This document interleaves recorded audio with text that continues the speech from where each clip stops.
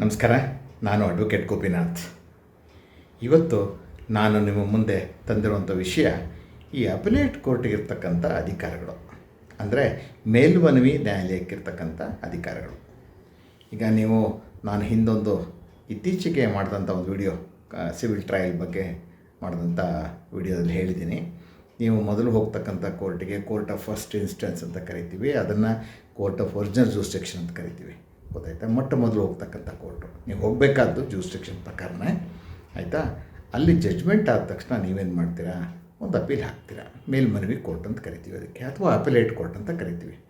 ಈಗ ಜಿಲ್ಲಾ ಮಟ್ಟದಲ್ಲಾದರೆ ಈಗ ಸಿವಿಲ್ ಜಡ್ಜ್ ಸೀನಿಯರ್ ಡಿವಿಷನ್ ಆಗ್ಬೋದು, ಅಥವಾ ಡಿಸ್ಟ್ರಿಕ್ಟ್ ಜಡ್ಜ್ ಆಗ್ಬೋದು. ತಾಲೂಕು ಮಟ್ಟದಲ್ಲಿ ಸೀನಿಯರ್ ಡಿವಿಷನ್ ಆಗುತ್ತೆ ಸಿವಿಲ್ ಜಡ್ಜು. ಬೆಂಗಳೂರು ಲೆವೆಲಿಗೆ ಬಂದರೆ ಸಿಟಿ ಸಿವಿಲ್ ಜಡ್ಜು ಅಥವಾ ಹೈಕೋರ್ಟು ಆಗುತ್ತೆ ಕೆಲವು ಕೇಸಲ್ಲಿ. ಆಯಾ ಸಂದರ್ಭಕ್ಕೆ ತಕ್ಕಂತೆ ಯಾವ್ಯಾವುದು ಅಪ್ಲೇಟ್ ಕೋರ್ಟು ಅಂತ ಕಾನೂನಲ್ಲಿ ಹೇಳಲಾಗಿದೆ CPCನಲ್ಲಿ. ಆ ಪ್ರಕಾರ ನಾವು ಹೋಗ್ತೀವಿ. ಆ ಪ್ರಕಾರ ಈ ಕೆಳಗಡೆ ಕೋರ್ಟಲ್ಲಿ ಯಾರ ವಿರುದ್ಧ ಜಡ್ಜ್ಮೆಂಟ್ ಆಗಿದೆ ಅವರು ಅಪೀಲ್ ಹಾಕ್ತಾರೆ, ಆಯಿತಾ? ಅಪೀಲ್ ಹಾಕಿದಾಗ ಆ ಅಪೀಲೇಟ್ ಕೋರ್ಟಿಗೆ, ಅಂದರೆ ಮೇಲ್ಮನವಿ ಕೋರ್ಟಿಗೆ ಇರ್ತಕ್ಕಂಥ ಅಧಿಕಾರಗಳ ಬಗ್ಗೆ ನಾನು ಇವತ್ತು ಮಾತಾಡ್ತಾ ಇದ್ದೀನಿ. ಭಾಳ ಸಂಕ್ಷಿಪ್ತವಾಗಿ ಹೇಳ್ತಾ ಇದ್ದೀನಿ ನಾನು. ಮೊದಲನೇದು ಅದಕ್ಕಿರ್ತಕ್ಕಂಥ ಅಧಿಕಾರ ಅಂದರೆ ಕೆಳಗಡೆ ಕೋರ್ಟು ರೆಕಾರ್ಡ್ ಮಾಡಿರ್ತಕ್ಕಂಥ, ದಾಖಲು ಮಾಡಿರುವಂಥ ಎಲ್ಲ ಬಗೆಯ ಎವಿಡೆನ್ಸು, ಅಂದರೆ ಅದು ಓರಲ್ ಎವಿಡೆನ್ಸು, ಅದು ಬಾಯಿ ಮಾತಿನ ಎವಿಡೆನ್ಸ್ ಇರ್ಬೋದು, ಅಥವಾ ದಾಖಲಾತಿಗಳ ಎವಿಡೆನ್ಸು. ಗೊತ್ತಾಯ್ತಾ? ಇದೆಲ್ಲವನ್ನು ಪರಿಗಣನೆ ತಗೊಂಡು ಎರಡೂ ಪಾರ್ಟಿಗಳ ಆರ್ಗ್ಯುಮೆಂಟು ಕೇಳಿ ತೆಗಡೆ ಕೋರ್ಟಿನ ತೀರ್ಪು ಸರಿಯೇ ತಪ್ಪೇ ಅಂಥೇಳಿ ಜಡ್ಜ್ಮೆಂಟ್ ಕೊಡ್ತಕ್ಕಂಥದ್ದು, ಇದು ನಡೀತಕ್ಕಂಥದ್ದು. ಎರಡನೇ ಒಂದು ಅಧಿಕಾರ ಅಂದರೆ ಭಾಳ ಇಂಪಾರ್ಟೆಂಟ್ ಅಧಿಕಾರ. ಇದರಲ್ಲಿ ಏನಾಗುತ್ತೆ ಅಂದರೆ ರಿಮಾಂಡು ಮತ್ತು ಅಡಿಷನಲ್ ಫ್ರೇಮಿಂಗ್ ಇಶ್ಯೂಸ್. ಈಗ ನನಗೆ ಹೇಳಿದ್ದೀನಿ, ಈ ಇಶ್ಯೂಸ್ ಬಗ್ಗೆ ಹೇಳಿದ್ದೇನೆ ನಿಮಗೆ. ಕೆಳಗಡೆ ಕೋರ್ಟಲ್ಲಿ ಇಶ್ಯೂಸ್ ಫ್ರೇಮ್ ಆಗುತ್ತೆ, ಗೊತ್ತಾಯ್ತಾ? ಆ ಇಶ್ಯೂಸ್ ಫ್ರೇಮ್ ಆದಾಗ ಇಶ್ಯೂಸ್ ಅಂದರೆ ಏನು ಅಂತ ನಾನು ಹೇಳಿದ್ದೇನೆ ನಿಮಗೆ. ಅದು ಮತ್ತೊಮ್ಮೆ ಜ್ಞಾಪಕ ಮಾಡ್ಕೊಡ್ತಾ ಇದ್ದೀನಿ. ಈಗ ವಾದಿದ ಒಂದು ಕೇಸ್ ಇರುತ್ತೆ, ಒಂಥರ ವಾದ, ಪ್ರತಿವಾದ ಒಂಥರ ಇರುತ್ತೆ. ಆ ಎರಡೂ ಕಡೆಗಳ ವಾದಗಳನ್ನು ಗಮನಿಸಿ ವಾದಿ ಏನು ಸಾಬೀತು ಮಾಡಬೇಕು, ಪ್ರತಿವಾದಿ ಏನು ಸಾಬೀತು ಮಾಡಬೇಕು ಅನ್ನೋದು ಆಧಾರದ ಮೇಲೆ ಕೆಲವು ಪ್ರಶ್ನೆಗಳನ್ನು ಕೋರ್ಟ್ ಹಾಕ್ಕೊಡುತ್ತೆ. ಅದನ್ನು ಇಶ್ಯೂಸ್ ಅಂತ ಇಂಗ್ಲೀಷಲ್ಲಿ ಹೇಳ್ತೀವಿ, ಕನ್ನಡದಲ್ಲಿ ವಿವಾದಾಂಶಗಳು ಅಂತ. ಆ ವಿವಾದಾಂಶಗಳನ್ನು ಸಂಬಂಧಪಟ್ಟ ಪಾರ್ಟಿಗಳು ಕೋರ್ಟಿನ ಮುಂದೆ ಪ್ರೂವ್ ಮಾಡಬೇಕಾಗತ್ತೆ, ಗೊತ್ತಾಯ್ತಾ? ಈ ವಿವಾದಾಂಶಗಳು ಅಲ್ಲಿರುತ್ತೆ ಕೋರ್ಟಿನ ಮುಂದೆ. ಅದರ ಆಧಾರದ ಮೇಲೆ ಎವಿಡೆನ್ಸ್ ಅವ್ರು ಮಾಡ್ತಾರೆ, ಪ್ರೊಡ್ಯೂಸ್ ಮಾಡ್ತಾರೆ. ಅದರ ಆಧಾರದ ಮೇಲೆ ಕೋರ್ಟು ಜಡ್ಜ್ಮೆಂಟ್ ಕೊಡುತ್ತೆ. ಈ ಕೆಳಗಡೆ ಕೋರ್ಟು ಮಾಡಿರ್ತಕ್ಕಂಥ ಇಶ್ಯೂಸ್ ಏನಿದೆ, ವಿವಾದಾಂಶಗಳು, ಅದು ಬಹಳ ಕಮ್ಮಿ ಇದೆ, ಅದು ಕೇಸಿಗೆ ಸಾಧ್ಯವಾಗಿಲ್ಲ. ಆದ್ದರಿಂದ ನೀವು ಈ ಎರಡು ಇಶ್ಯೂಗಳನ್ನು ಫ್ರೇಮ್ ಮಾಡಬೇಕು ಅಂಥೇಳಿ ಅದೆರಡು ಫ್ರೇಮ್ ಮಾಡಿ, ಗೊತ್ತಾಯ್ತು? ಅದು ಅದೇ ರಚನೆ ಮಾಡುತ್ತೆ, ಫ್ರೇಮ್ ಮಾಡಿ ಅದನ್ನು ಕೆಳಗಡೆ ಕೋರ್ಟಿಗೆ ಕಳಿಸ್ಕೊಡುತ್ತೆ. ಈ ಎರಡು ವಿವಾದಾಂಶಗಳ ಆಧಾರದ ಮೇಲೆ ಅಲ್ಲಿ ಪಾರ್ಟಿಗಳಿಗೆ ಹೇಳಿ ಅವರು ಅಡಿಷನಲ್ ಎವಿಡೆನ್ಸನ್ನು ಲೀಡ್ ಮಾಡಲಿ, ಅದಕ್ಕೆ ಸಂಬಂಧಪಟ್ಟಂಗೆ ಮಾತ್ರ ಸಾಕ್ಷ್ಯವನ್ನು ಪಾರ್ಟಿಗಳಿಂದ ಸಂಗ್ರಹಿಸಿ ಎವಿಡೆನ್ಸ್ ರೆಕಾರ್ಡ್ ಮಾಡಿ ನಮಗೆ ಕಳಿಸ್ಕೊಡಿ ಅಂತ ಹೇಳುತ್ತೆ. ಅದನ್ನು ರಿಮಾಂಡ್ ಮಾಡ್ತಕ್ಕಂಥದ್ದು. ಮತ್ತು ಇನ್ನೊಂದು ಸಂದರ್ಭದಲ್ಲೂ ರಿಮಾಂಡ್ ಮಾಡುತ್ತೆ.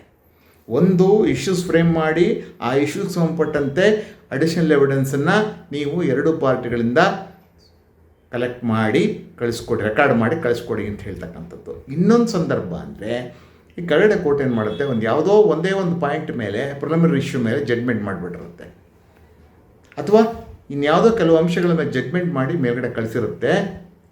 ಅದರಿಂದ ಮೇಲ್ಗಡೆ ಕೋರ್ಟಿಗೆ ಏನು ಅನಿಸುತ್ತೆ, ಮೇಲ್ಗಡೆ ಕೋರ್ಟು ಅದನ್ನು ಗಮನಿಸಿ ಅಪೀಲನ್ನು ಅಲೋ ಮಾಡುತ್ತೆ. ಅಪೀಲ್ನ ಅಲೋ ಮಾಡಿ ಕೆಳಗಡೆ ಕೋರ್ಟ್ ಮಾಡಿರ್ತಕ್ಕಂಥ ಜಡ್ಜ್ಮೆಂಟ್ ಸರಿ ಇಲ್ಲ ಅಂಥೇಳಿ ಅದಕ್ಕೆ ಅನಿಸಿದರೆ, ಇದು ಯಾಕೋ ನ್ಯಾಯ ಸಿಕ್ಕಿಲ್ಲ, ಸರಿಯಾದ ಜಡ್ಜ್ಮೆಂಟ್ ಆಗಿಲ್ಲ, ಕೆಲವು ಅಂಶಗಳನ್ನು ಪರಿಗಣನೆ ತೊಗೊಂಡಿಲ್ಲ ಅಂತ ಹೇಳಿದರೆ ಅದು ರಿಮಾಂಡ್ ಮಾಡ್ಬೋದು. ನೀವು ಚರ್ಚೆ ಮಾಡಿರ್ತಕ್ಕಂಥ ಕೇಸು, ಇಲ್ಲಿರ್ತಕ್ಕಂಥ ಕೇಸು ಬೇರೆ ಬೇರೆ ರೀತಿ ಇದೆ. ಹೊಸದಾಗಿ ನೀವು ಈ ಕೇಸನ್ನು ಇನ್ನೊಮ್ಮೆ ವಿಮರ್ಶೆ ಮಾಡಿ ಜಡ್ಜ್ಮೆಂಟ್ ಮಾಡಿ ಅಂಥೇಳಿ ರಿಮಾಂಡ್ ಮಾಡ್ಬೋದು. ಈ ಎರಡು ಸಂದರ್ಭದಲ್ಲಿ ಅದು ರಿಮಾಂಡ್ ಮಾಡ್ಬೋದು. ಮತ್ತು ಮೂರನೇ ಸಂದರ್ಭ, ಕೊನೆಯ ಸಂದರ್ಭ ಅಂದರೆ ಅಡಿಷನಲ್ ಎವಿಡೆನ್ಸು. ಈಗ ಅಡಿಷನಲ್ ಎವಿಡೆನ್ಸ್ ಮಾಡಿ ಅಂತ ಕೋರ್ಟ್ ಅದಾಗಿ ಕಳಿಸ್ಕೊಡುತ್ತೆ. ಇನ್ನೊಂದು ಸಂದರ್ಭ ಅಂದರೆ ಪಾರ್ಟಿ ಅಪ್ಲಿಕೇಶನ್ ಹಾಕಬೇಕು. ಆರ್ಡರ್ 41ನಲ್ಲಿ ಅಪ್ಲಿಕೇಶನ್ ಹಾಕಿದರೆ ಸಾಮಾನ್ಯವಾಗಿ ಸುಪ್ರೀಂ ಕೋರ್ಟ್ ಏನು ಹೇಳಿದೆ, ಅಪಿಲೇಟ್ ಕೋರ್ಟ್ಗಳು, ಮೇಲ್ಮನವಿ ಕೋರ್ಟ್ಗಳು ಅಡಿಷನಲ್ ಎವಿಡೆನ್ಸಿಗೆ ಅವಕಾಶ ಕೊಡಬಾರ್ದು ಅಪಿಲೇಟ್ ಸ್ಟೇಜಲ್ಲಿ, ಮೇಲ್ಮನವಿಯ ಹಂತದಲ್ಲಿ. ಯಾಕಂದರೆ ಈಗಾಗಲೇ ನಮ್ಮ ನ್ಯಾಯಾಲಯಗಳಲ್ಲಿ ಬಹಳಷ್ಟು ಪ್ರಕರಣಗಳು ಪೆಂಡಿಂಗ್ ಇದೆ. ಇದೇ ಥರ ಆಗ್ತಾ ಹೋದರೆ ಪೆಂಡಿಂಗ್ ಜಾಸ್ತಿ ಆಗುತ್ತೆ, ಪ್ರಕರಣಗಳ ಸಂಖ್ಯೆ ಜಾಸ್ತಿ ಆಗುತ್ತೆ. ಆದ್ದರಿಂದ ಬೇಡ. ಮತ್ತು ಪ್ರಕರಣ ವಿಲೇವಾರಿ ಕೂಡ ತಡ ಆಗುತ್ತೆ ಅನ್ನೋ ಕಾರಣದಿಂದ ಹೇಳಿದ್ದಾರೆ. ಅತ್ಯಂತ ವಿರಳ ಸಂದರ್ಭದಲ್ಲಿ ಅವಕಾಶ ಕೊಡಿ ಅಂತ ಹೇಳಿದ್ದಾರೆ. ಆ ಸಂದರ್ಭದಲ್ಲಿ ಅವಕಾಶ ಕೊಡ್ತಾರೆ ಕೋರ್ಟ್ನವರು. ಏನಂದರೆ, ನೀವು ಅಪ್ಲಿಕೇಶನ್ ಹಾಕ್ತಾ ಅದಕ್ಕೊಂದು ಅಫಿಡವಿಟ್ ಹಾಕ್ತಿರಲ್ಲ, ಇಂಟರ್ಲೋಕೇಟರಿ ಅಪ್ಲಿಕೇಶನ್ ಏನಲ್ಲಿ ಹೇಳಬೇಕಾಗತ್ತೆ.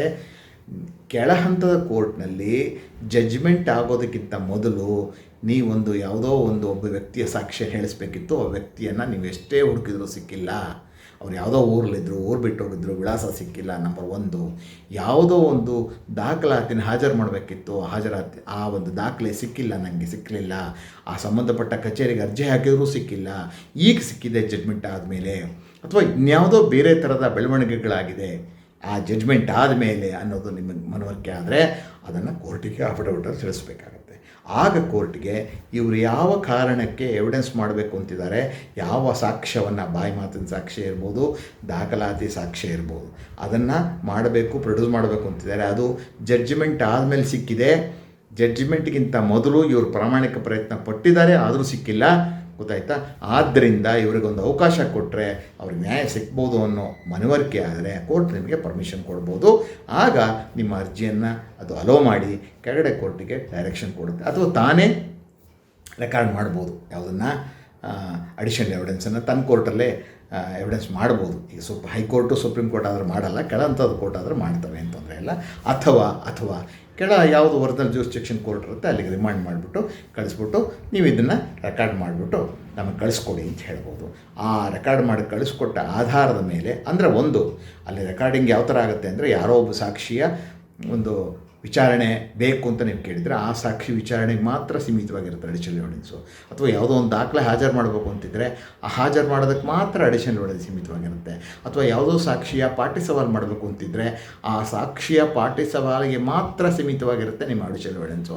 ಅದರ ಆಚೆಗೆ ಮಾಡೋಕ್ಕೆ ಬರಲ್ಲ. ಅಷ್ಟನ್ನು ಮಾತ್ರ ಕೆಳ ನ್ಯಾಯಾಲಯ ಮಾಡಿ ಇಷ್ಟು ನಿಗದಿತ ಸಮಯದಲ್ಲಿ ವಾಪಸ್ ಕಳಿಸ್ಕೊಡಿ ಅಂತ ಹೇಳ್ತಾರೆ ಮೇಲ್ಗಡೆ ಕೋರ್ಟ್ನವರು. ಆಗ ಅದನ್ನು ಮಾಡಿ ಮೇಲ್ಗಡೆ ಕೋರ್ಟಿಗೆ ಕಳಿಸ್ಕೊಡ್ತಾರೆ ಎರಡೂ ಸಂದರ್ಭದಲ್ಲಿ. ಆಗ ಅದೆಲ್ಲವನ್ನು ಗಮನಿಸಿ ಮೇಲ್ಮನವಿ ಕೋರ್ಟು ಒಂದು ಜಡ್ಜ್ಮೆಂಟ್ ಮಾಡುತ್ತೆ. ಇದು ಮೇಲ್ಮನವಿ ಕೋರ್ಟಿಗಿರ್ತಕ್ಕಂಥ, ಅಂದರೆ ಒಬ್ಬ ವ್ಯಕ್ತಿಗೆ ನ್ಯಾಯ ಸಿಗಬೇಕು, ನ್ಯಾಯದಿಂದ ಯಾರೂ ಕೂಡ ವಂಚಿತರಾಗ್ಬೋದು. ಕೆಳಗಡೆ ಕೋರ್ಟು ಮಾಡಿರ್ತಕ್ಕಂಥ ತಪ್ಪುಗಳಿಂದಾಗಲಿ ಅಥವಾ ಪಾರ್ಟಿಗೆ ಅವಕಾಶ ಇಲ್ಲ ಅಂತಾಗಲಿ ಯಾವುದೇ ಸಂದರ್ಭದಲ್ಲೂ ಕೂಡ ಪಾರ್ಟಿಗೆ ನ್ಯಾಯ ಸಿಗದೆ ಹೋಗಬಾರ್ದು, ನ್ಯಾಯ ಸಿಗಬೇಕು, ಯಾರೂ ನ್ಯಾಯದಿಂದ ವಂಚಿತರಾಗಬಾರ್ದು ಅನ್ನೋ ಕಾರಣಕ್ಕೆ ಕಾನೂನಲ್ಲಿ ಅವಕಾಶ ಕಲ್ಪಿಸಲಾಗಿದೆ. ಆದ್ದರಿಂದ ಇಂಥ ಸಂದರ್ಭಗಳನ್ನು ಪಾರ್ಟಿಗಳು ಉಪಯೋಗಿಸ್ಕೊಳ್ತಾರೆ ಮತ್ತು ಕೋರ್ಟು ಕೂಡ ತನ್ನ ಗಮನಕ್ಕೆ ಬಂದರೆ ಅದು ಖಂಡಿತವಾಗಿ ಆ ಒಂದು ಅಧಿಕಾರವನ್ನು ಚಲಾಯಿಸಿ ಪಾರ್ಟಿಗಳಿಗೆ ನ್ಯಾಯ ಕೊಡಿಸುವಂಥ ಕೆಲಸನ ಮಾಡುತ್ತೆ.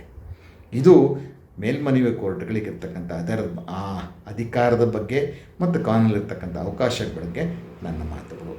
ಇಷ್ಟು ಹೇಳಿ ನನ್ನ ಈ ಮಾತನ್ನು ಮುಗಿಸ್ತಾ ಇದ್ದೀನಿ. ದಯಮಾಡಿ ನನ್ನ ಚಾನಲ್ನ ಸಬ್ಸ್ಕ್ರೈಬ್ ಮಾಡಿ, ಈ ವಿಡಿಯೋನ ಲೈಕ್ ಮಾಡಿ, ಶೇರ್ ಮಾಡಿ ಅಂತ ಕೇಳ್ಕೊಳ್ತಾ ನನ್ನ ಮಾತನ್ನು ಮುಗಿಸ್ತಾ ಇದ್ದೀನಿ. ನಮಸ್ಕಾರ.